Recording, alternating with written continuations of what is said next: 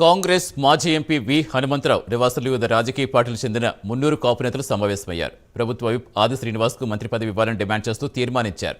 Nominated పోస్టుల్లో మున్నూరు కాపులకు తగిన ప్రాధాన్యం ఇవ్వాలని ప్రభుత్వాన్ని కోరారు. మున్నూరు కాపుల జనాభా ప్రభుత్వం తక్కువ చేసి చూపెట్టిందని నేతలు పేర్కొన్నారు. మున్నూరు కాపుల తరపున సర్వే కమిటీని వేశారు. త్వరలో మున్నూరు కాపుల భారీ బహిరంగ సభ నిర్వహించాలని నేతలు ఏకగ్రీవంగా నిర్ణయించారు.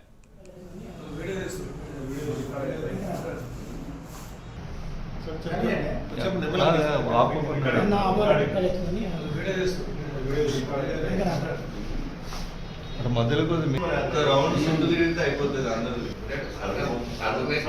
లైబ్రరీలో కూర్చోబెట్టి అర్థం పెట్టుకుంటారు.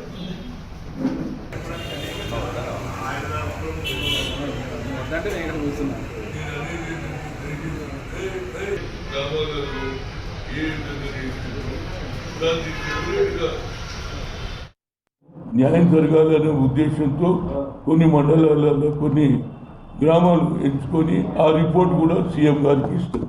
దీని మీద జరిగింది బహిరంగ సభ పెట్టేది సీఎం గారి డేట్ చూసుకొని ఒక 10 రోజుల లోపల 10-15 రోజుల లోపల బహిరంగ సభ పెద్ద ఎత్తున మా స్ట్రెంత్ ఎంత ఉన్నదో చూపించడానికే మా ఉద్దేశం. దీనికి తప్పనిసరిగా రాష్ట్ర ప్రభుత్వం కూడా తీసుకున్న నిర్ణయానికి మేము ఒప్పుకున్నాం. అదేవిధంగా కులగణలో కొంత మా సంఖ్య తగ్గింది కాబట్టి దాని గురించి మండలాలలో 5 గ్రామాలు ఎంచుకొని ఆ రిపోర్ట్ కూడా ఇస్తాం. దాని ప్రకారంగా అదేవిధంగా పార్లమెంట్లో రాహుల్ గాంధీ గారు అపోజిషన్ లీడర్గా తప్పనిసరిగా బీఆర్ఎస్ బీజేపీ అందరం కూడా మేము మద్దతు ఇస్తామని చెప్పడం జరిగింది. సోనియా గాంధీ గారు మన్మోహన్ సింగ్ చెప్పి బిల్ పెడితే పాస్ అయింది. అందులో లల్లూ ప్రసాద్ యాదవ్ అన్ని పార్టీల వాళ్ళు మద్దతు ఇచ్చారు. అదే ప్రకారంగా యావత్ భారతదేశంలో హైయెస్ట్ పర్సెంటేజ్ బీసీలకు ఉన్నది కాబట్టి ఆ బీసీ బిల్లును అందరూ మద్దతు ఇస్తారు.